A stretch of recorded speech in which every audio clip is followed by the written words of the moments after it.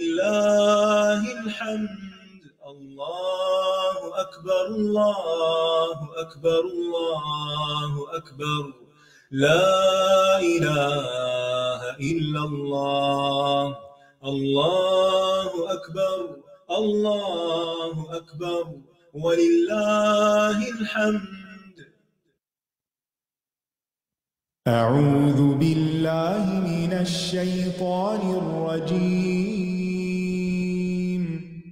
بسم الله الرحمن الرحيم. الحمد لله رب العالمين. الرحمن الرحيم.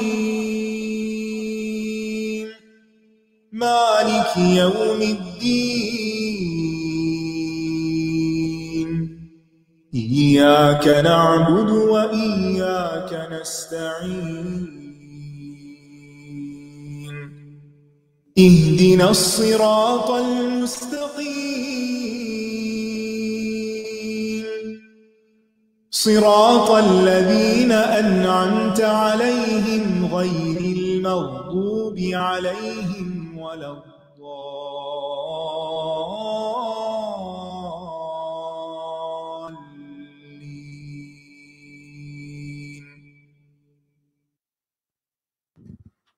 السلام علیکم ورحمۃ اللہ وبرکاتہ. کیا حال ہے آپ کا؟ الحمدللہ. نحمده ونصلي على رسوله الكريم. اما بعد فاعوذ باللہ من الشیطان الرجیم. بسم اللہ الرحمن الرحیم. رب اشرح لي صدری ويسر لي امری واحلل عقدۃ من لسانی یفقہوا قولی.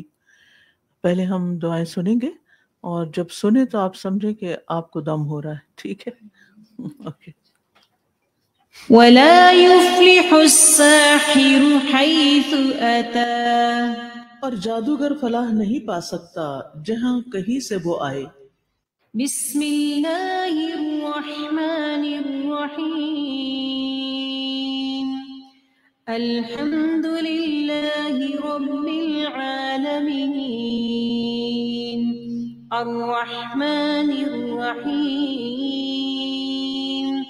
مالک یوم الدین. إياك نعبد وإياك نستعين. اهدنا الصراط المستقيم. صراط الذين أنعمت عليهم غير المغضوب عليهم ولا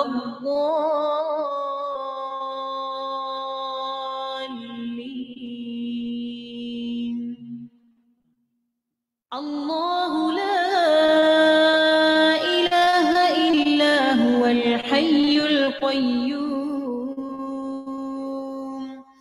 لا تأخذه سنة ولا نوم. له ما في السماوات وما في الأرض. من ذا الذي يشفع عنده إلا بإذنه. يعلم ما بين أيديهم وما خلفهم ولا يحيطون بشيء من علمه إلا بما شاء. وسع كرسيه السماوات والأرض ولا يؤوده حفظهما وهو العلي العظيم. آمن الرسول بما أنزل إليه من ربه والمؤمنون كل آمن بالله وملائكته وكتبه ورسله لا نفرق بين أحد من رسله وقالوا سمعنا وأطعنا غفرانك ربنا وإليك المصير. وقالوا سمعنا وأطعنا غفرانك ربنا وإليك المصير.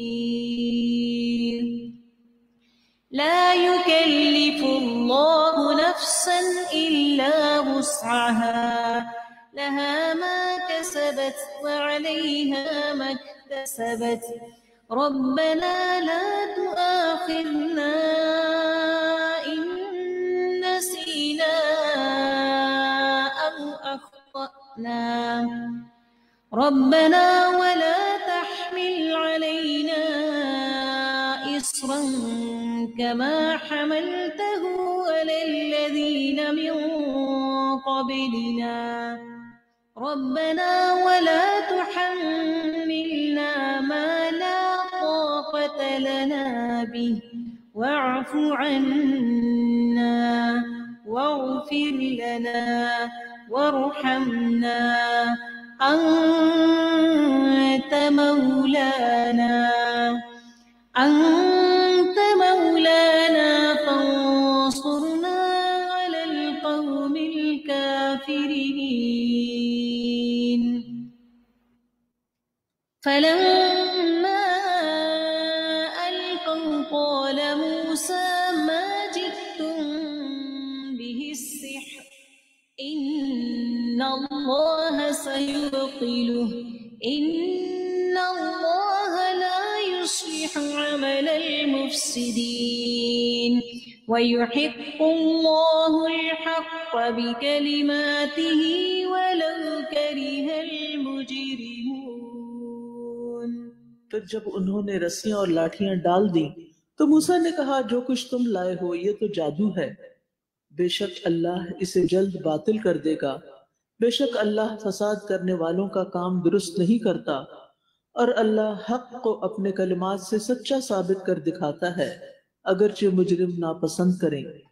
أفحسبتم أنما خلقناكم عبثا وأنكم إلينا لا ترجعون فتعالى الله الملك الحق لا إله إلا هو رب العرش الكريم. ومن يدع مع الله إلها آخر لا برهان له به فإنما حسابه عند ربه إنه لا يفلح الكافرون. وقل رب اغفر وارحم وأنت خير الراحمين. کیا بھلا تم نے یہ سمجھ رکھا تھا کہ ہم نے تمہیں یوں ہی بیکار پیدا کیا ہے اور یہ کہ تم ہماری طرف لوٹائے نہ جاؤ گے؟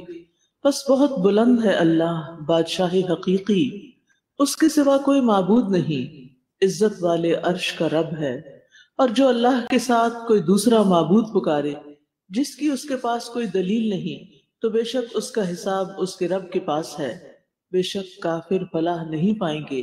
اور کہہ دیجئے اے میرے رب بخش دے اور رحم فرما، تو سب رحم کرنے والوں سے بہتر ہے۔ سلام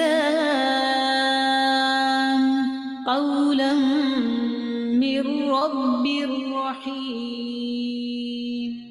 رب رحیم کی طرف سے انہیں سلام کہا جائے گا۔ سلام علی نوح فی العالمین. سلام ہو نوح پر تمام جہان والوں میں۔ سلام علی ابراہیم. سلام ہو ابراہیم پر۔ سلام علی موسیٰ و ہارون. سلام ہو موسیٰ اور ہارون پر۔ سلام علی الیاسین. سلام ہو الیاسین پر۔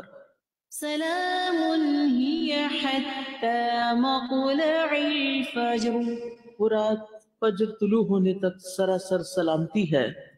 فسيكفيكهم الله وهو السميع العليم۔ بس ان قریب ان کے مقابلے میں اللہ آپ کو کافی ہو جائے گا اور وہ خوب سننے والا، خوب جاننے والا ہے۔ وَإِذَا قَرَأْتَ الْقُرْآنَ جَعَلْنَا بَيْنَكَ وَبَيْنَ الَّذِينَ لَا يُؤْمِنُونَ بِالْآخِرَةِ حِجَابًا مَسْتُورًا۔ اور جب آپ قرآن پڑھتے ہیں تو ہم آپ کے اور ان لوگوں کے درمیان جو آخرت پر ایمان نہیں رکھتے ایک مخفی پردہ ڈال دیتے ہیں۔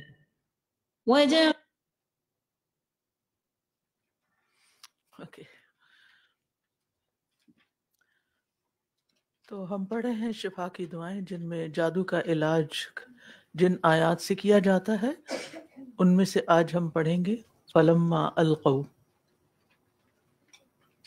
فلما ألقوا قال موسى ما جئتم به السحر إن الله سيبطله إن الله لا يصلح عمل المفسدين ويحق الله الحق بكلماته ولو كره المجرمون۔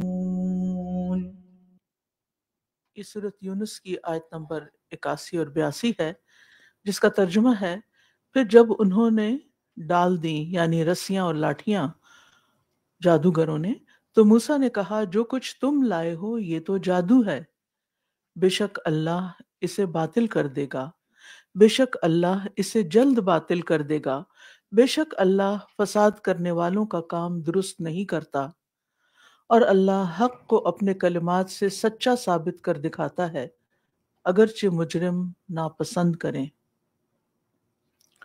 جیسا کہ آپ جانتے ہیں کہ اس آیت کا پس منظر یہ ہے کہ موسیٰ علیہ السلام نے جب فرعون کو اسلام کی دعوت دی، اللہ کی طرف بلایا، تو اس نے ماننے سے انکار کیا اور کہا کہ تم تو بہت بڑے جادوگر ہو۔ اور پھر موسیٰ علیہ السلام اور فرعون کے بڑے بڑے جادوگروں کے درمیان مقابلہ ہوا، اور اس موقع کی مناسبت سے یہ آیت قرآن مجید میں آتی ہے۔ لیث بن ابی سلیم فرماتے ہیں مجھے یہ بات پہنچی ہے کہ ان آیتوں میں اللہ کے حکم سے جادو کی شفا ہے۔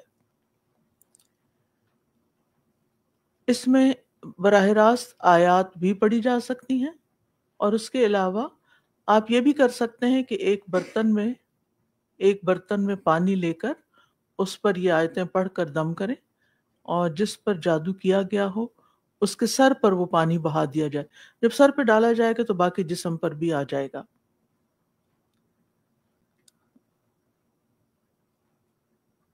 اور اس میں ہم دیکھتے ہیں کہ موسیٰ علیہ السلام نے ان کی رسیاں اور لاٹھیاں دیکھ کر کہا کہ یہ تو سب جادوگر ہے، کیونکہ یہ تو سب جادو ہے، کیونکہ وہ رسیاں اور لاٹھیاں لوگوں کو سانپوں کی طرح حرکت کرتی اور بل کھاتی نظر آ رہی تھی، اور جو لوگ تماشا دیکھ رہے تھے وہ سب بھی ڈر گئے اور متاثر بھی ہو گئے۔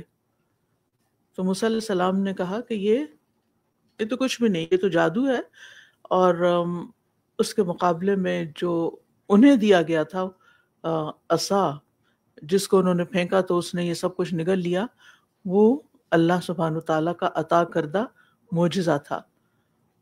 اور یہ اللہ سبحانہ وتعالیٰ کی حکمت اور سنت ہی نہیں کہ حق کے مقابلے میں باطل کبھی ٹھہر سکے۔ یعنی بعض اوقات یہ ہوتا ہے نا، ہم کہتے ہیں کہ جادو بڑا سخت ہے، پتہ نہیں کالا جادو ہے اور کون سا جادو ہے، اور یہ اس کا توڑ اتنا آسان نہیں۔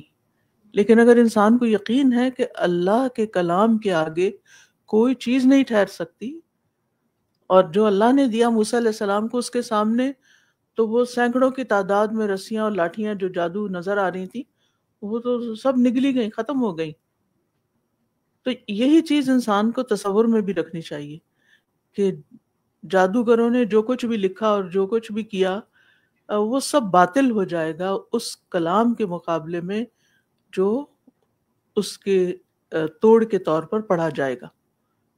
اگر عصا کے اندر اللہ نے اتنی طاقت ڈال دی تھی تو یہ تو خود اللہ تعالیٰ کے کلمات ہیں، ان کے اندر قوت کیوں نہیں ہو سکتی؟ کیونکہ جادو جو ہے وہ ایک بگاڑ ہے، فساد ہے، اور بگاڑ پیدا کرنے والوں کا عمل حق کے مقابلے میں قائم نہیں رہ سکتا۔ اور یہاں اللہ تعالیٰ نے جادوگروں کو مفسد کہا ہے، مفسدین۔ اور اللہ کے کلمات سے مراد وہ سارے کلمات ہیں جو اللہ تعالیٰ نے اپنی کتابوں میں اتارے، جو پیغمبروں کو عطا کیے، اور اس کے علاوہ بھی اللہ سبحانہ وتعالیٰ کے جو کلمات، چاہے وہ اس نے کسی کو سکھائے یا اس کے غیب کے خزانوں میں ہیں، وہ سارے کے سارے مراد ہیں۔ کلمات اللہ التامہ جسے ہم کہتے ہیں، سارے کلمات۔ اور اس آیت سے یہ بات بھی پتہ چل رہی ہے کہ جادو جو ہے اس کا اثر تو ہوتا ہی ہے، چاہے وقتی ہو، چاہے وہ کسی بھی شکل میں نظر آئے۔ ہاروت ماروت کے جادو کا ذکر قرآن مجید میں ملتا ہے، لیکن جادو جو ہے معاشرے میں بگاڑ لاتا ہے۔ اور ان اللہ لا یصلح عمل المفسدین، اللہ سبحانہ تعالیٰ مفسدین کے عمل کی اصلاح نہیں کرتا اور اس کو درست نہیں کرتا۔ جادو جو ہے کرنے والا اپنے ایمان کو کھو دیتا ہے، جادو میں ایمان کا نقصان ہے۔ اور پھر یہ کہ بعض اوقات جس پر جادو کیا جائے اس کا بھی ایمان خطرے میں پڑ جاتا ہے، کیونکہ وہ ایسی بے قراری یا بے چینی یا بیماری میں مبتلا ہو جاتا ہے کہ جس کی وجہ سے اس کا بعض اوقات دین پر، ایمان پر یعنی بھروسہ اٹھ جاتا ہے۔ بعض جادو ایسے ہوتے ہیں کہ جن سے انسانی جان کی بھی ہلاکت ہو سکتی، یعنی اتنے شدید ہو سکتے ہیں۔ بعض اوقات جادو سے ازدواجی زندگی میں نقصان ہوتا ہے، بعض اوقات اولاد کی بندش وغیرہ بھی ہو سکتی ہے، مالی نقصان بھی ہو سکتے ہیں۔ لیکن یہ ساری چیزیں ایسی ہیں کہ جن کا علاج قرآن مجید کے ساتھ، ان آیات کے ساتھ کیا جا سکتا ہے۔ نیکسٹ آیا۔ أَفَحَسِبْتُمْ أَنَّمَا خَلَقْنَاكُمْ عَبَثًا وَأَنَّكُمْ إِلَيْنَا لَا تُرْجَعُونَ فَتَعَالَى اللَّهُ الْمَلِكُ الْحَقُّ لَا إِلَٰهَ إِلَّا هُوَ رب العرش الكريم ومن يدع مع الله إلها آخر لا برهان له به فإنما حسابه عند ربه إنه لا يفلح الكافرون وقل رب اغفر وارحم وأنت خير الراحمين۔ یہ آیات سورۃ المؤمنون کی ہیں، آیت نمبر 115 سے 118۔ ترجمہ ہے، کیا بھلا تم نے یہ سمجھ رکھا تھا کہ ہم نے تمہیں یوں ہی بیکار پیدا کیا ہے اور یہ کہ تم ہماری طرف لوٹائے نہ جاؤ گے؟ بس بہت بلند ہے اللہ، بادشاہ حقیقی، اس کے سوا کوئی معبود نہیں، عزت والے عرش کا رب ہے۔ اور جو اللہ کے ساتھ کوئی دوسرا معبود پکارے جس کی اس کے پاس کوئی دلیل نہیں، تو بے شک اس کا حساب اس کے رب کے پاس ہے، بے شک کافر فلاح نہیں پائیں گے۔ اور کہہ دیجئے اے میرے رب بخش دے اور رحم فرما، تو سب رحم کرنے والوں سے بہتر ہے۔ امام ابن القیم کہتے ہیں کہ ایک مرتبہ ان کے شیخ ابن تیمیہ رحمہ اللہ نے مجھے بتایا کہ انہوں نے یہ آیت جن زدہ شخص یعنی جو پوزیسڈ تھا اس کے کان میں پڑھی، تو جن نے بڑی اونچی آواز میں جواب دیا کہ ہاں ہم اللہ کی طرف لوٹائے جائیں گے۔ یہ سن کر شیخ نے چھڑی پکڑ کر اس کی گردن کی رگوں میں مارنا شروع کیا. مارتے تو اس انسان کو ہی ہیں لیکن لگتی پھر وہ اس جن کو ہے جو اس میں حاوی ہوتا ہے اس پر. اس وقت جن بولا کہ میں اس سے محبت کرتا ہوں. شیخ نے کہا وہ تجھ سے محبت نہیں کرتا. جن نے کہا میں اسے حج کرانا چاہتا ہوں. شیخ نے کہا یہ تمہارے ساتھ حج بھی نہیں کرنا چاہتا. تب جن نے کہا میں آپ کی عزت و تکریم اور بزرگی کی وجہ سے اس کو چھوڑ رہا ہوں. شیخ نے کہا نہیں بلکہ اللہ اور اس کے رسول کی اطاعت کرتے ہوئے اسے چھوڑ دو. جن نے یہ بات مان لی اور کہا میں اسے چھوڑتا ہوں اور باہر نکل گیا. پھر وہ مریض اٹھ کر بیٹھ گیا اور دائیں بائیں دیکھنے لگا اور لوگوں سے پوچھنا شروع کر دیا کہ مجھے کیا ہوا تھا, شیخ کو کیوں بلایا گیا ہے, میں نے تو کوئی گناہ نہیں کیا, پھر شیخ کیوں مجھے مارنے لگے ہیں. کیونکہ وہ پچھلی چوٹ جو ہے نا وہ نہیں پتہ ہوتی, حالانکہ اسے علم نہیں تھا کہ اس کو مار پڑ چکی ہے اور اس کو لگتی بھی نہیں لگتی, وہ جن کو ہی لگتی ہے کیونکہ وہ اس کو قابو میں لے آتے ہیں نا. تو اس سے جب وہ بول پڑتا ہے نا تو وہ پھر سرنڈر ہو جاتا ہے, ایک طرح سے کنٹرول میں آ جاتا ہے, اور پھر اس کو کہتے ہیں کہ نکل جاؤ ورنہ تمہیں مار پڑے گی, تو پھر وہ نکل جاتا ہے. اب اس میں آپ دیکھیے کہ یہ آیات جو ہیں یہ بڑی پاورفل آیات ہیں. افحسبتم انما خلقناکم عبث وانکم الینا لا ترجعون, یعنی تمہیں ایسے بیکار پیدا کیا کہ تم اس طرح کے فضول کام کرو اور لوگوں کو ستاؤ اور تمہیں اللہ کی طرف واپس جانے کا کوئی ڈر نہیں. یہ بہت نصیحت دینے والی آیت ہے. اور اس واقعے سے یہ بات بھی پتہ چلتی ہے کہ جو راقی ہوتا ہے یا جو پڑھنے والا ہوتا ہے اس کے ایمان کی قوت اور اس کے علم اور اس کے یقین کی قوت جو ہے وہ بھی بہت فائدہ مند ہوتی ہے علاج کرنے میں. آپ نے دیکھا ہوگا کہ دو ڈاکٹرز ہوتے ہیں, ایک کے بات کرنے کا انداز اتنا فل آف کانفیڈنس ہوتا ہے کہ آپ کو لگتا ہے جو کہہ رہا ہے بالکل ٹھیک ہے اور جو جیسے ہی کہے گا میں ویسے ہی کر لوں گا. لیکن وہی دوا وہی چیز ایک اور ڈاکٹر بتائے لیکن اس کے انداز میں کوئی یقین نہ ہو اور کوئی کانفیڈنس نہ ہو, تو آپ خود بھی ششوپن میں پڑ جاتے ہیں کہ مجھے یہ جو کچھ کہہ رہا ہے وہ کرنا بھی چاہیے یا نہیں. تو بات ایک ہی ہوتی ہے لیکن کہنے والے کے انداز سے اور پھر اس کے شخصیت کے اثرات سے اس میں فرق پڑ جاتا ہے. یعنی قرآن مجید تو سبھی پڑھتے ہیں لیکن بعض لوگوں کو پڑھنے میں بہت تاثیر ہوتی ہے. اس کی کیا وجہ ہوتی ہے؟ وہ یقین ہوتا ہے کہ اللہ کا کلام ہے, ان کے دلوں میں اللہ کے کلام کی عظمت ہوتی ہے, وہ ان کے اندر وہ ہیبت خود اتری ہوئی ہوتی ہے جو شامل ہو جاتی ہے اس قرات میں یا تدریس میں یا تعلیم میں. اسی لیے ایک استاد اور دوسرے استاد میں فرق پڑ جاتا ہے. تو بہرحال یہ اوپر کی جتنی بھی آیات آپ نے پڑھی یہ ساری توحید پر مشتمل ہیں, اور جادو ایک لحاظ سے شرک میں داخل ہو جاتا ہے کیونکہ اس میں شیاطین سے مدد لی جاتی ہے, جنات کے ساتھ تعلق قائم کیا جاتا ہے, ان کا تقرب حاصل کرنے کے لیے ہر وہ کام کیا جاتا ہے جو انہیں پسند ہوتا ہے تاکہ وہ جادوگر سے تعاون کریں. اور بعض اوقات جو جادوگر ہوتا ہے وہ علم غیب کا بھی دعویٰ کر رہا ہوتا ہے, اس لیے بہت محتاط ہونے کی ضرورت ہے.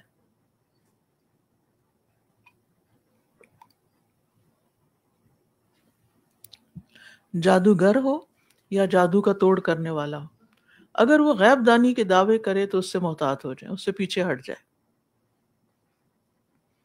کیونکہ غیب کا علم اللہ کے پاس ہے اور یہ اللہ کے علم میں مشارکت ہے, اس میں شریک ہونا ہے.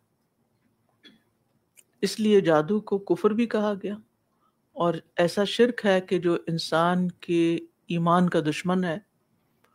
اسی لیے اسلامی تاریخ میں بہت سے جادوگروں کو قتل بھی کیا گیا تھا. جی ہاں, کیونکہ وہ لوگوں یعنی خود بھی اپنے ایمان دین کو نقصان پہنچاتے ہیں اور دوسروں کے بھی, اور دوسروں کے لیے مصیبت کا باعث ہے. تو اور یعنی کہ اسی بنا پر کہ وہ کفر کر کے ایک طرح سے مرتد ہوتے ہیں اور اس بنا پر پھر ان کو ختم بھی کر دیا جاتا ہے کیونکہ وہ مجرم ہے. ویسٹ کی ہسٹری میں بھی وچز کو مار دیا جاتا ہے، جلا دیا کرتے تھے. اوکے کیا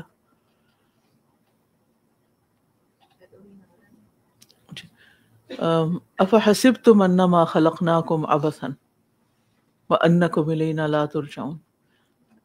اس آیت میں دنیا کی زندگی میں جو لوگ مشغول ہیں ان کے لیے ایک بہت بڑا سبق ہے.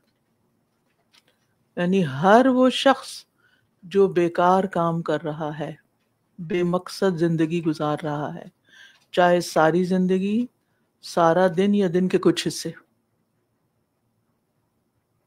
ہم میں سے ہر ایک کو اپنے آپ سے پوچھنا چاہیے کہ ہم جس وقت بھی جو کام کر رہے ہوتے ہیں واقعی وہ کسی فائدے کا ہوتا ہے، کوئی دنیا کے فائدے کا یا آخرت کے فائدے کا، کسی انسان کے فائدے کا، یا کوئی بامقصد کام ہوتا ہے واقعی اس کی ضرورت ہوتی ہے، یا وہ بے مقصدیت میں آتا ہے. کیونکہ اللہ نے ہمیں بے مقصد نہیں پیدا کیا. ہمیں واپس اللہ کے پاس جا کر اپنی زندگی کا، اپنی جوانی کا، اپنے اوقات کا حساب دینا ہے.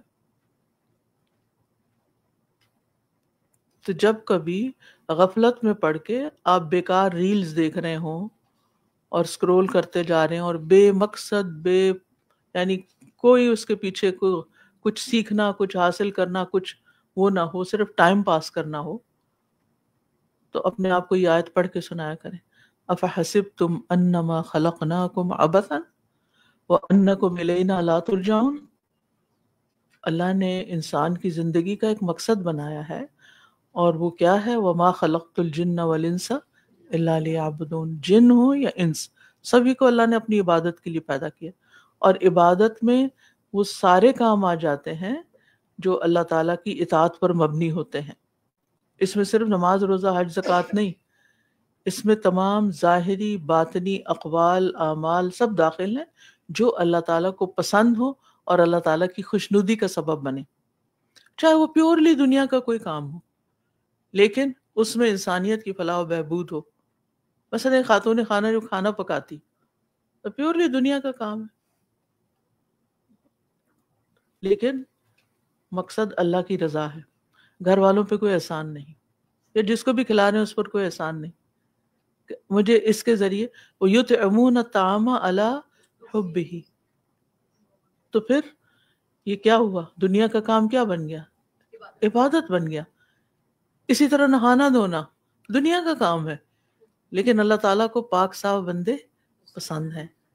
لہٰذا اگر آپ کی نیت میں یہ ہو کہ میں یہ کام اس لیے کر رہی ہوں کہ اللہ تعالیٰ کو صاف ستھرا رہنا پسند ہے، اللہ تعالیٰ ایسے لوگوں سے محبت کرتا ہے، تو مجھے اللہ تعالیٰ کی محبت حاصل کرنی ہے، تو وہی آپ کا کام سراسر عبادت بنے گا. پھر آپ کو کوئی فرسٹریشن نہیں ہوگی اس کام میں اتنا وقت لگ گیا اور یہ کام اتنے میرے گھنٹے لے گیا. نہیں، پھر یہ احسان جتانے کی بھی ضرورت نہیں ہوگی کیونکہ آپ نے وہ کام شروع ہی اللہ کی رضا کے لیے کیا تھا، لہٰذا اس میں کوئی جلد بازی بھی نہیں ہوگی اور آپ سکون کے ساتھ، خوشی کے ساتھ وہ کام کریں گے اور کر کے تھکیں گے بھی نہیں. پھر اسی طرح یہ ہے کہ جو بامقصد انسان ہوتا ہے نا، وہ دنیا کی رنگینیوں سے دھوکہ نہیں کھاتا. کوئی چیز اس کو اپنے اندر مشغول نہیں کرتی کیونکہ اس کا مقصد اس کے ذہن میں تازہ رہتا ہے. اس کو یہ بات اچھی طرح پتہ ہوتی ہے کہ دنیا عیش و عشرت کا سامان اکٹھا کرنے کے لیے نہیں بنائی گئی، بلکہ یہاں پر کچھ کام کرنے ہیں جن کی کمائی آگے جا کے لینی ہے. کیونکہ ہر کام کا کوئی نہ کوئی نتیجہ ہوتا ہے نا، اور جب انسان اچھے کام کرتا ہے تو نتیجہ اچھا ہوگا، اور اگر بیکار کام کرتا ہے تو ضائع کرے گا اپنے آپ کو، غلط کام کرتا ہے تو اس کا خمیازہ بھی بھگتنا ہوگا. پھر آپ دیکھیے ان آیات میں اللہ تعالیٰ کی صفات کا بیان ہے. فَتَعَالَى اللَّهُ الْمَلِكُ الْحَقُّ لَا إِلَٰهَ إِلَّا هُوَ رَبُّ الْعَرْشِ الْكَرِيمِ. اور اس میں تعالی اللہ، جس میں ہم کہتے ہیں نا اللہ تعالی، تو تعالی جو ہے یہ علا یا علو سے باب تفاعل ہے جس میں مبالغہ ہوتا ہے، یعنی اس کی شان بہت بلند ہے اس بات سے کہ تمہیں بیکار اور بے مقصد پیدا کرے. پھر اللہ تعالیٰ کی 3 صفات کا ذکر ہے، اور ان میں سے ہر صفت کا تقاضا یہ ہے کہ انسان کوئی بے مقصد کام نہ کرے. اور پھر یہ کہ اللہ تعالیٰ کے عرش کی صفت بھی یہاں بیان ہوئی ہے کہ وہ عرش کیا ہے؟ بڑا کریم ہے، اور کریم کا ایک مطلب یہ ہے کہ اس میں اس جنس کی اشیاء کی ساری خوبیاں اور کمالات ہوں. اس جنس ہم رہتے اس قسم کی، اس کائنڈ کی، ون آف اٹس کائنڈ. ٹھیک ہے، جیسے ملکہ سبا کا بھی عرش تھا نا، اس کو بھی عرش عظیم کہا گیا، لیکن اللہ سبحانہ تعالیٰ کے عرش کے ساتھ اس کی کوئی مماثلت نہیں. تو کبھی آپ نے دیکھا ہوگا جہاں کہیں عرش کا لفظ آتا ہے وہاں اکثر عرش العظیم یا عرش الکریم آتا ہے. تو اللہ سبحانہ تعالیٰ کے ساتھ اس کی نسبت ہے نا، لہٰذا اس کا شرف اور مقام بھی بہت بڑا ہے.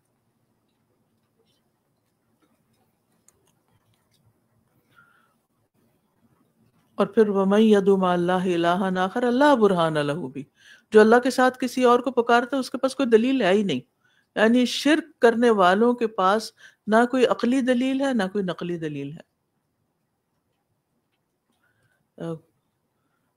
کل کسی نے مجھ سے ان کا سری لنکا جانا ہوا تو وہاں پر انہوں نے ایک ٹیمپل وزٹ کیا، تو اس کی انہوں نے کچھ ویڈیوز بھیجی. تو وہ بتا رہی تھی کہ جس وقت وہ اس ٹیمپل میں تھی تو ان کو شدید قسم کی گھبراہٹ ہو رہی تھی اور بہت ان ایزی.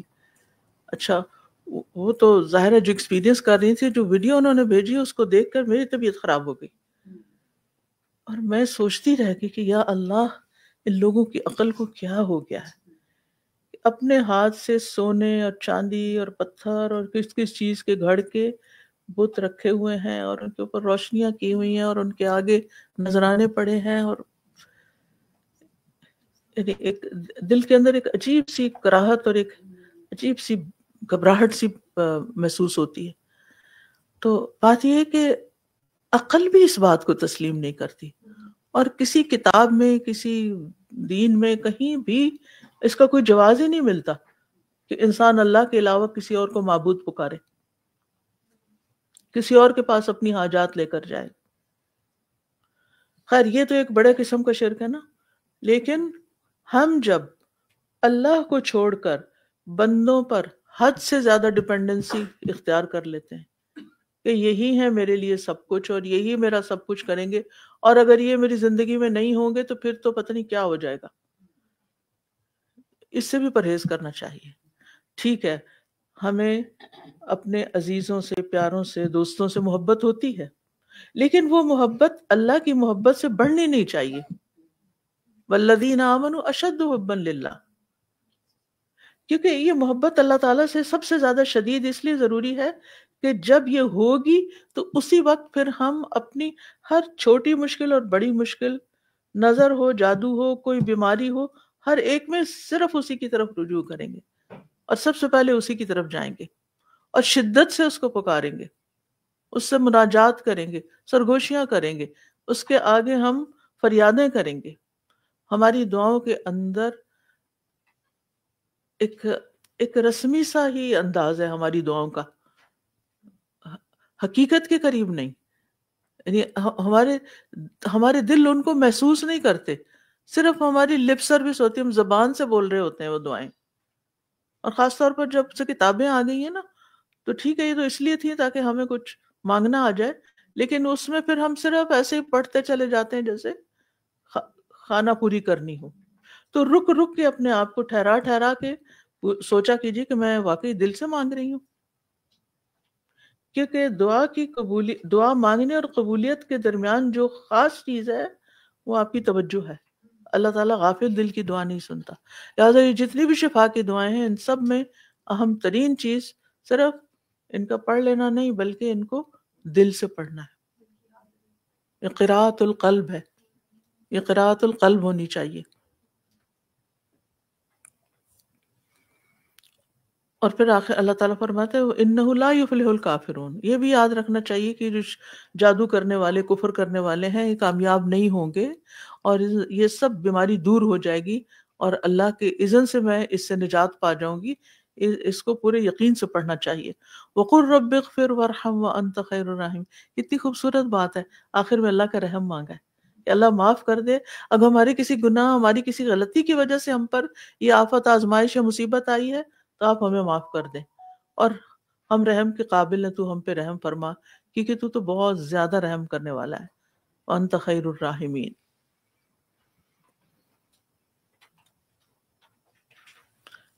اچھا، راحمین کا مطلب رحم کرنے والے. رحم تو بہت انسان بھی رحم کرتے ہیں، بعض اوقات حیوانات بھی رحم کر رہے ہوتے ہیں، لیکن بات یہ ہے کہ جس کے دل میں بھی رحم ہے وہ اللہ ہی کا ڈالا ہوا ہے.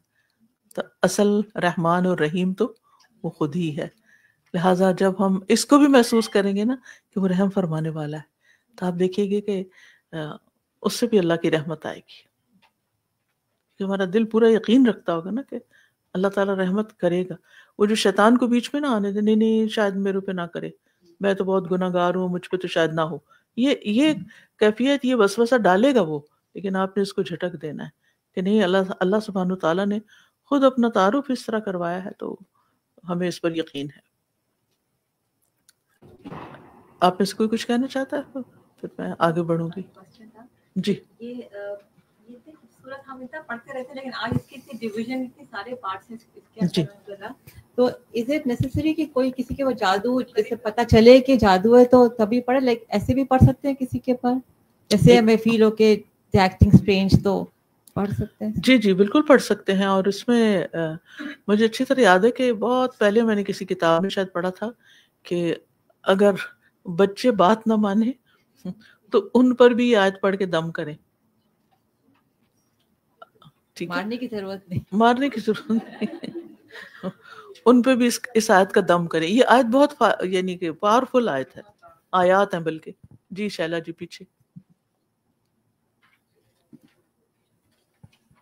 استاذہ جی جو آخری پارٹ ہے نا دعا کا رب اغفر ورحم، یہ اتنی خوبصورت بات ہے کہ اس کے بعد پھر وہ جو لوگوں کو اکثر یہ ڈپریشن ہونے لگتی ہے نا، وائی می، تو پھر انشاءاللہ وہ بھی ختم ہو جائے انسان کی نا، جب اگر دل سے یہ پڑھے کہ اللہ سبحانہ تعالیٰ تو ارحم الراحمین ہے. بالکل، اگر یقین سے پڑھے کہ اللہ تو رحم کرتا ہی کرتا ہے، تو پھر ساری بدگمانیاں بھی تو دور ہو جائیں گی نا.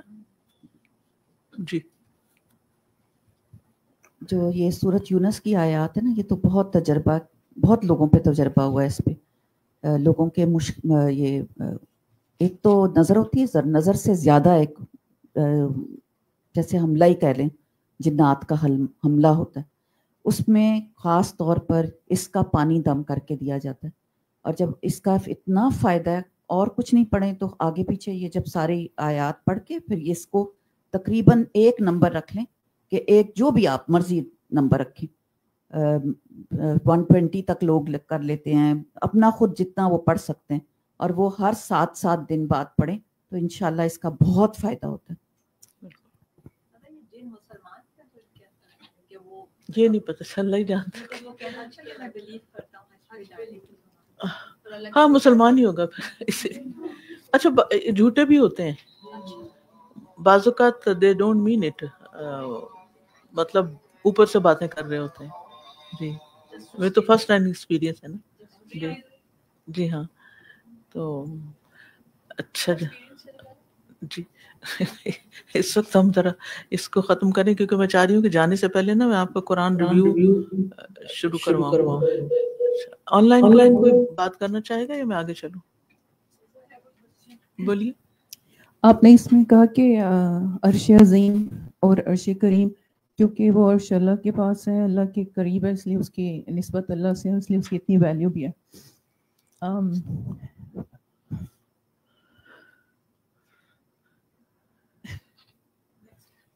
اچھا نیکسٹ ٹھیک ہے.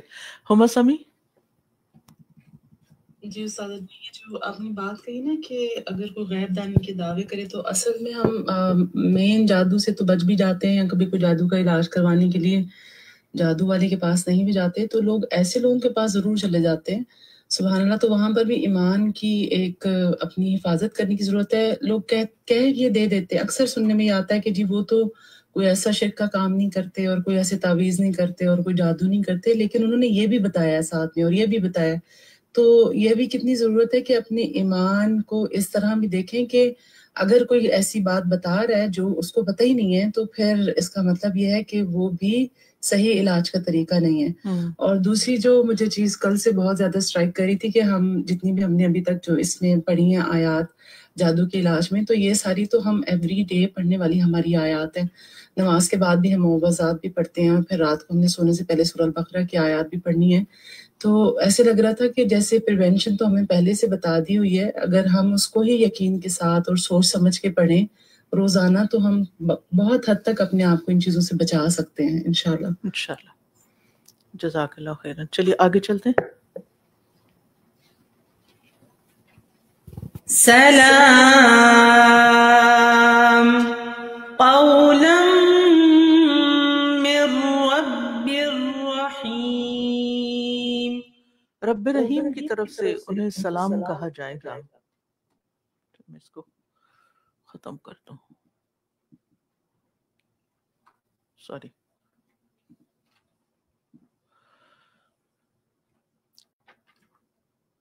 یہ آیت جن میں لفظ سلام آیا ہے یہ سلامتی کے لیے پڑھی جاتی ہیں، یعنی ویسے تو اس آیت میں جو سورۃ یاسین کی آیت ہے اس میں اہل جنت کو جو اللہ سبحانہ تعالیٰ کی طرف سے سلام بھیجا جائے گا اس کی بات ہو رہی ہے، چاہے یہ ڈائریکٹ ہوگا یا پھر فرشتوں کی وساطت سے ہوگا۔ اور ویسے بھی جنت کے حالات جو ہیں وہ دنیا سے تو بہت مختلف ہیں۔ دنیا میں ہم اللہ تعالیٰ کو دیکھ نہیں سکتے، لیکن اہل جنت تو اللہ تعالیٰ کو یوں دیکھ سکیں گے جیسے ہم چاند کی طرف دیکھتے ہیں، اور ہمیں راحت محسوس ہوتی ہے۔ تو دنیا میں اللہ تعالیٰ نے حضرت موسیٰ علیہ السلام سے کلام کیا ہے، لیکن آخرت میں تو جو دوسرے اہل جنت ہوں گے ان سے بھی کلام کریں گے۔ نیکسٹ، سلام علی نوح فی العالمین۔ سلام ہو نوح پر تمام جہان والوں میں، یعنی اللہ سبحانہ تعالیٰ نے نوح علیہ السلام کو تمام عیب لگانے والی چیزوں سے پاک اور سلامت رکھا جو کسی بھی قسم کے نقص اور عیب کا باعث ہو سکتی تھی۔ تو جب یہ پڑھیں نا یہ آیات کہ اللہ جیسے آپ جنت والوں پہ سلامتی بھیجیں گے، اللہ مجھ پر بھی سلامتی بھیجے اور مجھے اس مصیبت سے نجات دے، اللہ تو نے نوح علیہ السلام پہ سلامتی بھیجی تو مجھ پر بھی سلامتی بھیج۔ نیکسٹ، سلام علی ابراہیم۔ سلام ہو ابراہیم پر۔ ہم سب جانتے ہیں کہ کس طرح ابراہیم علیہ السلام کو آگ میں پھینکا گیا، لیکن اللہ سبحانہ تعالیٰ نے ان کو سلامت رکھا اور آگ ان کا کچھ بھی نہ بگاڑ سکی۔ لہٰذا اے اللہ جو ابراہیم علیہ السلام کو سلامتی عطا کرنے والا ہے، یا رب تو مجھے بھی سلامتی عطا کر۔ نیکسٹ، سلام علی موسیٰ و ہارون۔ سلام ہو موسیٰ اور ہارون پر۔ یہ اللہ تعالیٰ کی طرف سے موسیٰ اور ہارون علیہ السلام کے لیے سلام، تعریف اور ہر آفت سے سلامتی ہے۔ تو اے اللہ جیسے تو نے انہیں سلامتی عطا کی ہمیں بھی سلامتی عطا فرما۔ نیکسٹ، سلام علی الیاسین۔ سلام ہو الیاسین پر، یعنی ہماری طرف سے بھی اور سب اہل ایمان کی طرف سے ان پر اور ان کے ساتھ جو ایمان لانے والے ہیں سب پر سلامتی ہو۔ نیکسٹ، سلام ہی حتی مطلع الفجر۔ وہ رات فجر طلوع ہونے تک سراسر سلامتی ہے۔ جس طرح اللہ نے ایک رات کو سلامتی والی بنایا، اللہ سبحانہ تعالیٰ ہمارے لیے بھی سلامتی نازل فرمائے۔ یہاں اشارہ ہے لیلۃ القدر کی طرف، جو طلوع فجر تک سراسر سلامتی والی رات ہوتی ہے۔ اس میں مغرب سے فجر تک رات بھر میں مومن جو ہیں وہ ہر طرح کے شیطانوں سے اور ہر طرح کے شر اور فتنے سے سلامت رہتے ہیں اور اپنے دل میں خاص قسم کی سلامتی محسوس کرتے ہیں۔ اور ایک معنی یہ بھی کیا گیا ہے کہ اس رات جو فرشتے نازل ہوتے ہیں وہ ساری رات اللہ کی عبادت کرنے والوں کے لیے امن اور سلامتی کی دعائیں کرتے ہیں، اور پھر یہ کہ اس میں جو بھی فیصلے نازل کیے جاتے ہیں وہ بھی خیر اور سلامتی پر مبنی ہوتے ہیں۔ اور سلام عام یعنی عمومی معنوں میں سلام کیا ہے؟ سلامتی، امن، عافیت کا پیغام ہے، اور انسان کو دنیا کے ہر کام میں اور خاص طور پر اگر کوئی خاص بیماری ہو گئی ہے یا کوئی جادو کے اثرات ہو گئے ہیں تو اس میں بھی انسان کو سلامتی چاہیے ہے، اور اللہ تعالیٰ سلامتی عطا کرے تو پھر کوئی بیماری باقی نہیں رہتی، اور اللہ تعالیٰ ہی ہے جو دوسروں کو سلامتی عطا کرتا ہے، جیسے ہم ہر نماز کے بعد دعا پڑھتے ہیں۔ ثوبان رضی اللہ عنہ کہتے ہیں کہ رسول اللہ صلی اللہ علیہ وسلم نماز کے بعد 3 بار استغفار کہتے، اور یعنی اللہ اکبر کہنے کے بعد استغفر اللہ استغفر اللہ استغفر اللہ، اور پھر فرماتے اللہم انت السلام ومنک السلام تبارکت ذی الجلال والاکرام، اے اللہ تو ہی سلامتی والا ہے، تجھ سے سلامتی ملتی ہے، اے بزرگی اور عزت والے تو بہت بابرکت۔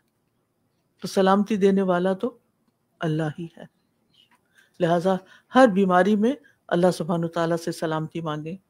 نیکسٹ، فَسَيَكْفِيكَهُمُ اللَّهُ وَهُوَ السَّمِيعُ الْعَلِيمُ،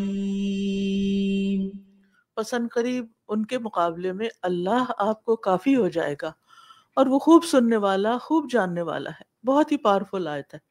جس چیز سے بھی آپ ڈریں، چاہے کسی انسان کے شر سے، جن کے شر سے، حشرات کے شر سے، جانوروں کے شر سے، زہریلے جانوروں کے شر سے، نظر کے تیروں سے، ہر چیز سے، فَسَيَكْفِيكَهُمُ اللَّهُ، اللہ تعالیٰ آپ کو ان سب کی طرف سے کافی ہو جائے گا، یعنی آپ کو بچا لے گا، آپ کو سلامت رکھے گا۔ اگرچہ خطاب یہاں پر مسلمانوں سے ہے، نبی صلی اللہ علیہ وسلم سے ہے، اور ان کو یہ تسلی دی جا رہی ہے کہ آپ مخالفین کی بالکل فکر نہیں کریں، اللہ پر بھروسہ رکھیں اور تسلی میں رہیں، آپ اللہ کے دین پر ہیں، اللہ تعالیٰ کے راستے پر ہیں، لہٰذا اس راستے میں جو بھی آپ کو نقصان دینے کی کوشش کرے گا اللہ تعالیٰ آپ سے آپ کو بچائے گا۔ فَسَيَكْفِيكَهُمُ اللَّهُ، اور یہ ضروری نہیں کہ سارا رقیہ ایک اس میں آپ پڑھیں، جب بھی چلتے پھرتے بھی آپ کے دل میں خیال آتا ہے فلاں شخص جو ہے نا اس سے مجھے بہت ڈر لگتا ہے، یہ کچھ میرے لیے سنسیئر نہیں ہے، مجھے لگتا ہے فلاں میرے خلاف سازشیں کرتا ہے، اور مجھے لگتا ہے کہ فلاں نے میری غیبت کی ہے یا اور کوئی پلاٹنگ کر رہا ہے، تو بالکل یہ آیت پڑھ کے بے فکر ہو جا کر اپنا معاملہ افوض امری الی اللہ فسیکفیکہم اللہ، جو مرضی کرتے رہیں، میرے لیے اللہ کافی ہے، اللہ مجھے بچائے گا۔ جیسے نبی صلی اللہ علیہ وسلم کو اللہ تعالیٰ نے فرمایا تھا واللہ یعصمک من الناس، اللہ آپ کو لوگوں سے بچائے گا۔ کتنے ہی دین کے احکامات ہم لوگوں کے خوف کی وجہ سے چھوڑ دیتے، ہم ان پہ عمل نہیں کرتے، یہ ہمیں جاب سے نکال دیں گے، یہ ہم پہ ہنسیں گے، یہ ہم پہ باتیں بنائیں گے، یہ ہمارے فلاں چیز روک دیں گے، نہیں، بس یکفیکہم اللہ، ان سب کے مقابلے میں اللہ آپ کے لیے کافی ہے، کوئی آپ کا کچھ بھی نہیں بگاڑ سکتا، تو پورے یقین سے اس کو پڑھا کریں۔ حضرت عثمان رضی اللہ عنہ اپنی شہادت کے وقت یہی کلمات ادا کر رہے تھے، مصحف ان کی گود میں تھا اور وہ تلاوت کر رہے تھے، اور جب وہ یہاں پر پہنچے تو ان کی شہادت ہوئی تھی۔ آج بھی یہ مصحف ترکی میں موجود ہے، محفوظ ہے۔ نیکسٹ آیا وَإِذَا قَرَأْتَ الْقُرْآنَ جَعَلْنَا بَيْنَكَ وَبَيْنَ الَّذِينَ لَا يُؤْمِنُونَ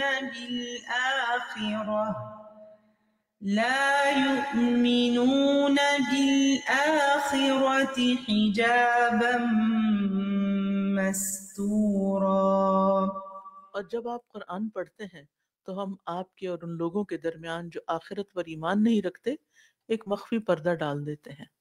خاص طور پر اگر آپ نان مسلمز کو کوئی قرآن پڑھ کر سنا رہے ہوں یا کوئی ایسی جگہ پر جہاں پر آپ کو شدید مخالفت کا اندیشہ ہو، تو اس وقت بھی آپ اس کو پڑھیں اور اپنے اندر ایک یقین پیدا کریں اور تسلی میں رہیں کہ کوئی آپ کو کچھ نہیں بگاڑ سکتا۔ کئی موقع پر نبی صلی اللہ علیہ وسلم کو اللہ سبحانہ تعالیٰ نے مشرکین کے سامنے پردے میں کر دیا، اور آپ کو معلوم ہے کہ جب یہ سورت نازل ہوئی تبت یدا ابی لہب وتب، تو آپ بیٹھے ہوئے تھے حرم کے پاس یعنی کعبہ کے پاس، تو کون آئی تھی؟ ام جمیل، ابو لہب کی بیوی، اور اس کے ہاتھ میں پتھر بھی تھا اور وہ بری نیت سے آئی تھی۔ تو نبی صلی اللہ علیہ وسلم کو جو بتایا گیا کہ وہ آ رہی اور لگتا برے ارادے سے آ رہی، تو آپ نے فرمایا وہ میرا کچھ بھی نہیں بگاڑ سکے گی، اور واقعی وہ آپ کو دیکھ ہی نہیں سکی. اللہ نے اس کی آنکھوں کے سامنے ایسا پردہ ڈال دیا کہ وہ آپ کو دیکھ بھی نہ پائی. تو جب کبھی کسی ایسے دشمن سے واسطہ ہو کہ جس کا دیکھنا آپ کے لیے نقصان دہ ہو، یا کسی بھی طرح آپ سمجھیں کہ آپ کے لیے پریشانی کا باعث ہے، تو یہ آیتیں بہت فائدہ مند ہیں. نیکسٹ آئے. وَجَعَلْنَا مِن بَيْنِ أَيْدِيهِمْ سَدًّا وَمِنْ خَلْفِهِمْ سَدًّا فَأَغْشَيْنَاهُمْ فَهُمْ لَا يُبْصِرُونَ. اور ہم نے ان کے سامنے ایک دیوار اور ان کے پیچھے ایک دیوار بنا دی ہے، پھر ہم نے انہیں ڈھانک دیا، پس یہ دیکھ نہیں پاتے. یہ بھی آپ دیکھیں کہ اگر آپ دشمن کو تصور میں لا کے یہ کہیں کہ میرے اور دشمن کے درمیان کیا ایک دیوار ہے، اور ایک اس کے پیچھے اور اوپر سے بھی ڈھکا ہوا ہے، لہٰذا مجھ تک نہیں وہ پہنچ سکتا. تو اور نبی صلی اللہ علیہ وسلم جب ہجرت کرنے جا رہے تھے، تو آپ نے جب آپ اپنے گھر سے نکلے تھے تو مشرکین تو وہ تلواریں لے کے کھڑے تھے، پھر کیا ہوا تھا یاد ہے؟ جی ہاں، آپ نے وہ تو جنگ بدر کے موقع پر بھی شاہت الوجوہ کر کے مکی پھینکی تھی، اور اس میں پھینکی تھی. اچھا مجھے اب یاد نہیں. تو بہرحال اب یہ ہے کہ آپ صلی اللہ علیہ وسلم نے یہ آیتیں پڑھی اور چلے گئے، اور ان کو آپ نظر ہی نہیں آئے. تو یہ ایسے واقعات ہیں کہ جو ایک عینی شاہد ہیں کہ یہ چیزیں بہت مؤثر ہیں، فائدہ مند ہیں، اور اللہ سبحانہ وتعالیٰ نے اپنے نبی کو اتنی شدید مخالفتوں میں محفوظ رکھا. اور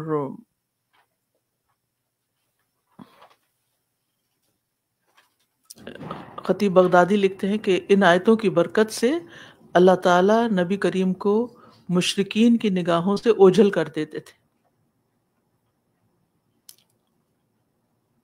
ہاں یہ مٹی والی بات درست ہے، یاد آ گیا کہ آپ ان آیتوں کی تلاوت کر رہے تھے اور ان کے سروں پر مٹی ڈالتے چلے گئے تھے، اور پھر دوسری دفعہ مٹی ڈالی تھی آپ نے جنگ بدر کے موقع پر.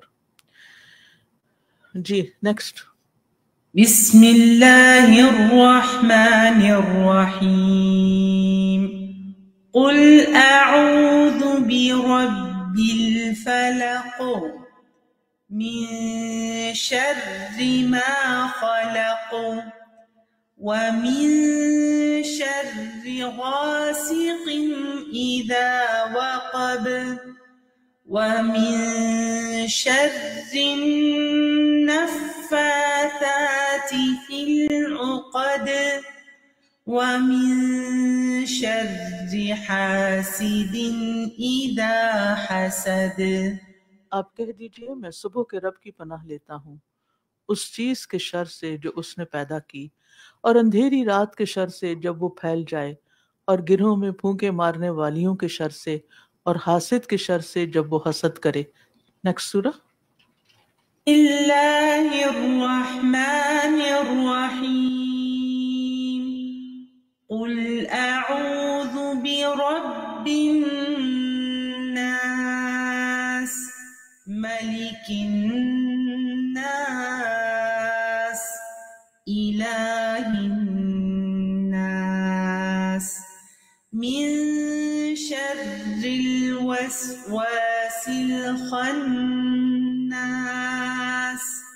الذي يوسوس في صدور الناس من الجنة والناس. آپ کہہ دیجئے میں پناہ لیتا ہوں انسانوں کے رب کی، انسانوں کے بادشاہ کی، انسانوں کے معبود کی، وسوسہ ڈالنے والے کے شر سے جو بار بار پلٹ کر آتا ہے. جو لوگوں کے سینوں میں وسوسہ ڈالتا ہے وہ جنوں میں سے ہو یا انسانوں میں سے، دونوں ہی ہو سکتے ہیں. یہ دونوں معوذتین ہیں.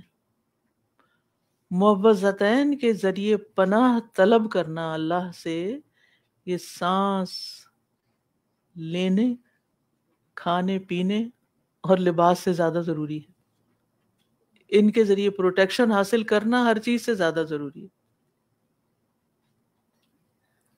ابن القیم رحمہ اللہ کہتے ہیں معوذتین کے بارے میں، کوئی بھی شخص ان دونوں صورتوں سے بے نیاز نہیں رہ سکتا. ان دونوں صورتوں میں جادو، نظر بد اور ہر قسم کی آفات اور بلاؤں کو دور کرنے کی خاصیت ہے، تاثیر ہے. اور ان کے ذریعے پناہ طلب کرنا دراصل اپنی سانس، خوراک اور لباس کی ضرورت سے بھی کہیں زیادہ ضروری اور اہم ہے.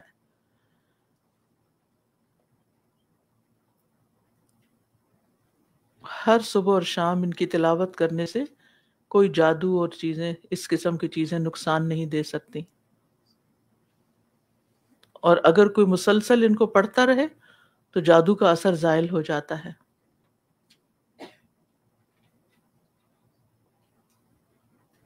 تو ان آیات کی کوئی مخصوص تعداد یا تخصیص یا من گھڑت طریقے جو ہیں ان کی ضرورت نہیں ہے. صبح شام تو ہے، ہر نماز کے بعد ہے، اور اس کے علاوہ بھی اگر آپ سمجھتے ہیں کہ آپ کو مزید ضرورت ہے تو جتنی چاہیں آپ تکرار کر لیں. اور قرآنی آیات کے ساتھ ساتھ مختلف مواقع کی مسنون دعاؤں کی پابندی کرنا بھی ضروری ہے.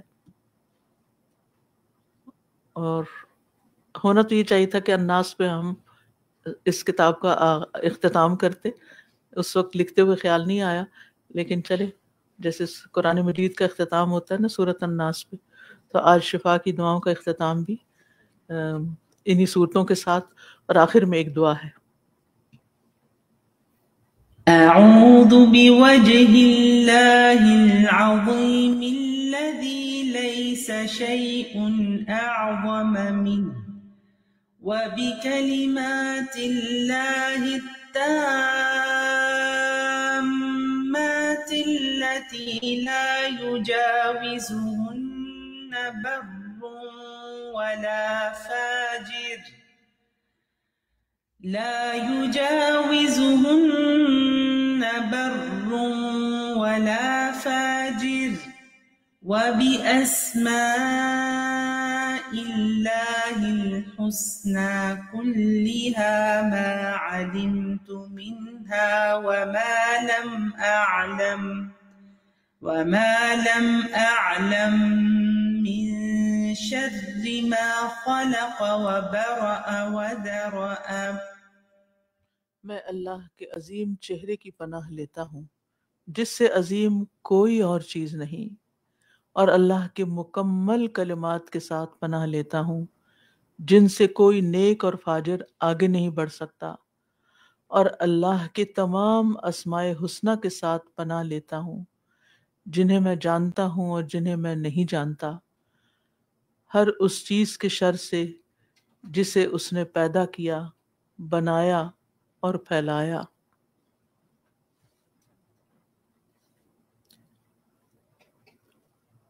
بہت ہی خوبصورت دعا ہے. آپ دیکھیے کہ اللہ کے عظیم چہرے کی پناہ ہے، پھر مکمل کلمات کے ساتھ پناہ ہے، پھر اسماء حسنہ کے ساتھ. باقی کیا رہا؟ کلمات میں تو قرآن بھی آ جاتا ہے نا، سبھی کچھ آ جاتا ہے. تو اگر آپ یہ دعا، یہ پہلے الہدا میں چھاپی بھی تھی، اور زرینہ آپ جو مریم واسطی کی جو مدر ان لا ہیں، انہوں نے اس کو بہت خوبصورت چارٹ کے اوپر لکھا تھا، اور میں نے وہ چارٹ ابھی تک لگا کے رکھا اور روز اس سے پڑھتی ہوں. تو ایک پڑھ کے اتنا سکون آتا ہے، وہ ہینڈ ریٹن ہے، وہ شاید ہمارے پاس نیچے ہو یہ. تو یہ پوسٹر جو ہے وہ ہر ایک کے پاس ہونا چاہیے، کہیں نہ کہیں لگا چھوڑے تو پھر بھولتا نہیں. یعنی اتنی کامل اور جامع دعا ہے. یعنی آپ غور کیجئے نا، عظیم چہرے کی پناہ، اس سے عظیم کوئی چیز ہے ہی نہیں. تمام کلمات، اللہ تعالیٰ کا جتنا بھی کلام ہے، جو بھی ہے، وہ سارا کا سارا، اور پھر اللہ کے تمام اسماء حسنہ جنہیں ہم جانتے ہیں اور جنہیں ہم جانتے ہی نہیں، جو اللہ نے غیب کے خزانوں میں رکھے ہوئے ہیں، سب کے ذریعے ہر اس چیز کے شر سے، یعنی چیزوں کے اندر شر ہوتا ہے نا، ہر اس چیز کے شر سے جسے اس نے پیدا کیا. چیزیں تو ساری اللہ نے بنائی، بنایا اور پھیلا دیا، تو کیا ہوا؟ ہر شر سے بچ گیا انسان.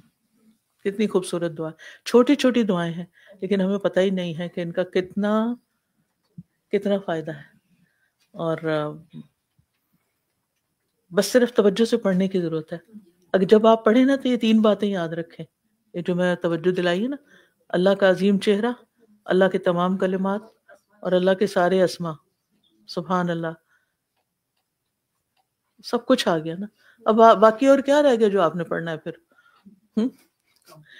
کوئی کلام بتا دیں، کوئی دعا بتا دیں، کوئی آیت بتا دیں، کوئی آیت بتا دیں، ساری آیتیں آ گئی اس میں، آپ نے سب کو ہی ذکر کر دیا.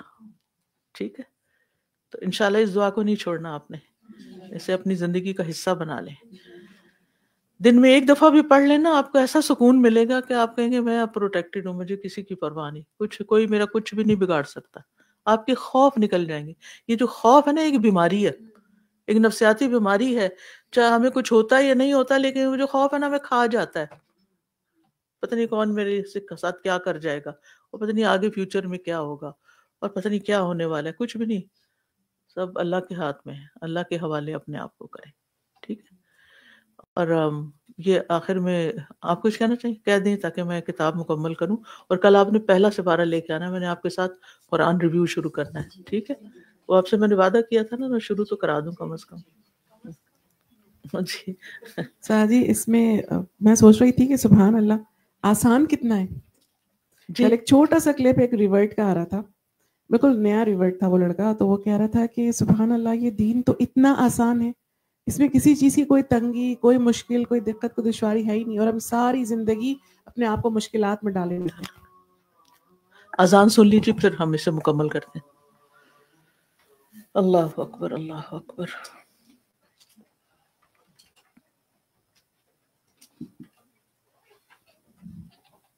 یہ کیا ہوا؟ کہیں اور سے بھی ہوتا ہے کچھ؟ اسے آن کریں جا کے، ہم نے اذان سننی ہے. کوئی بھی اذان کے وقت اذان بند نہ کیا کریں، یہ بہت خیر کا وقت ہوتا ہے.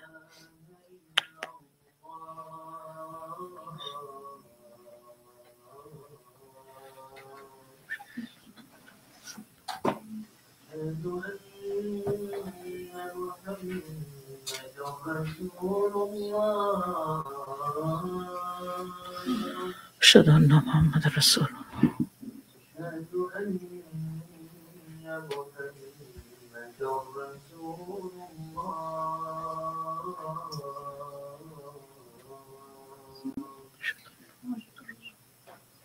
حي على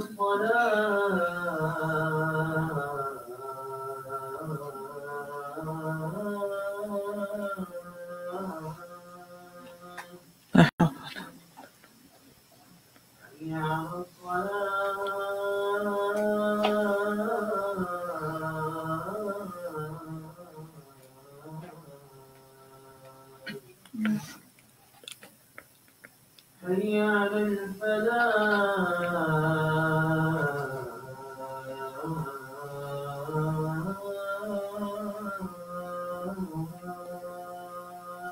لا حول ولا حي على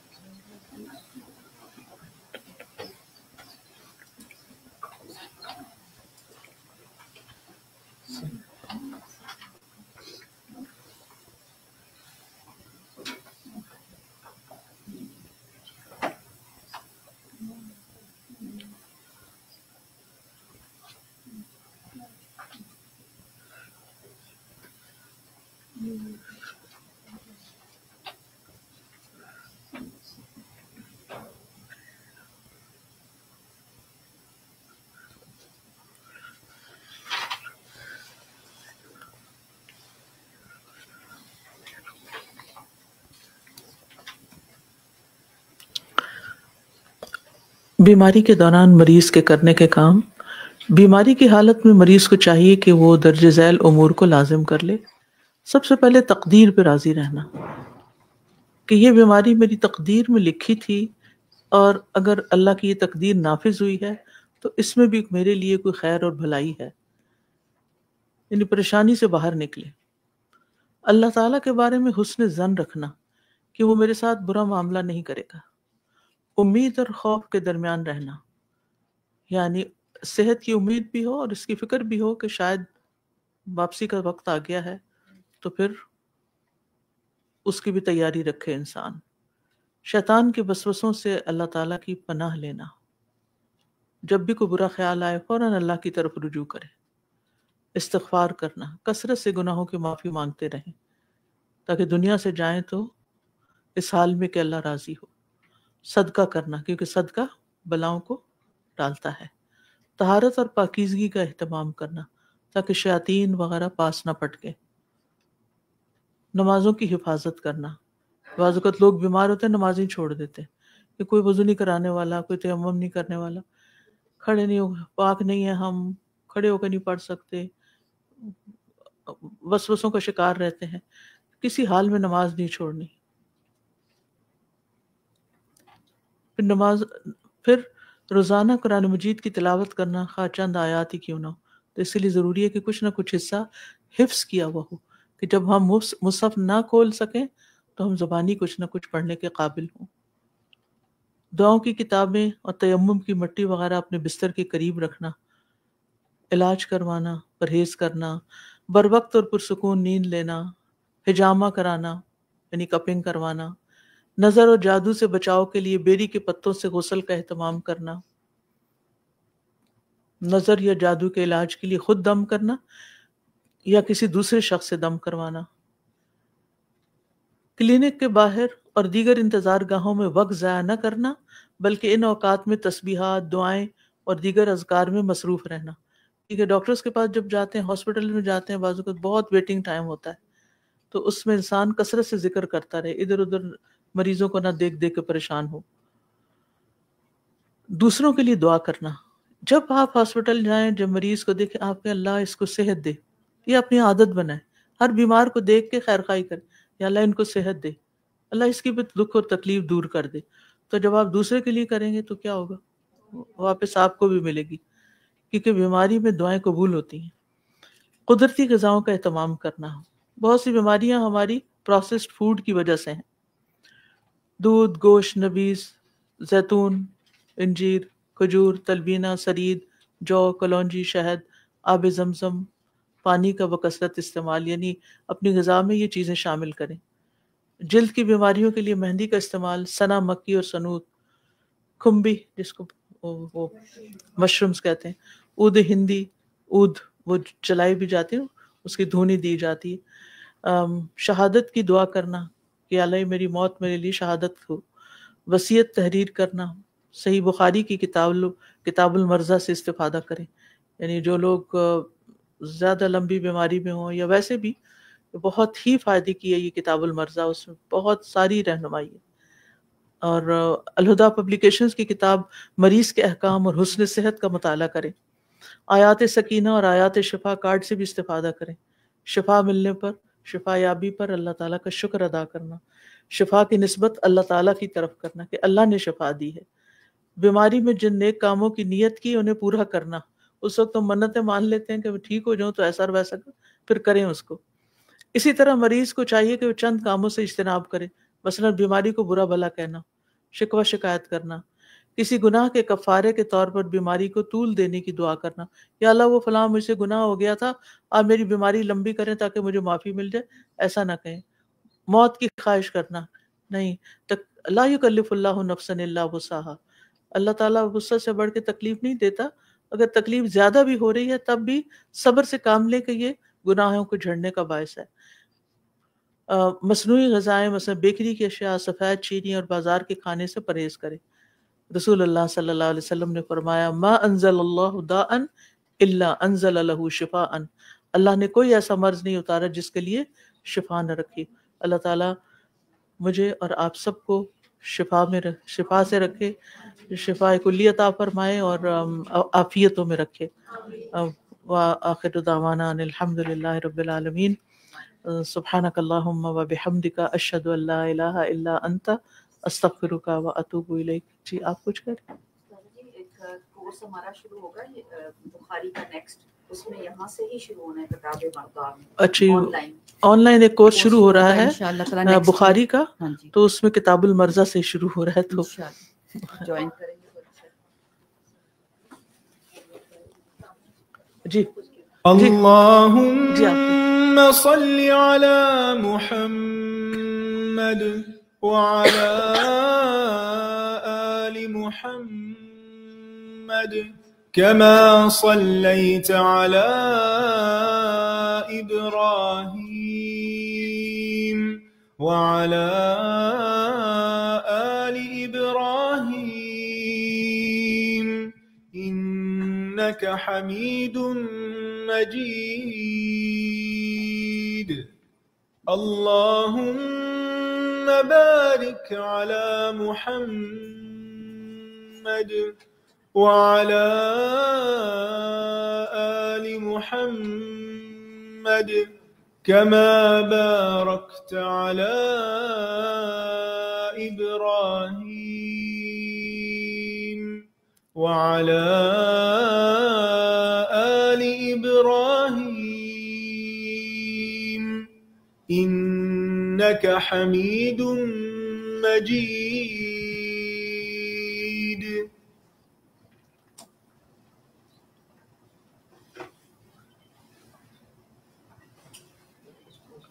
جی آپ کچھ کہنا چاہیں؟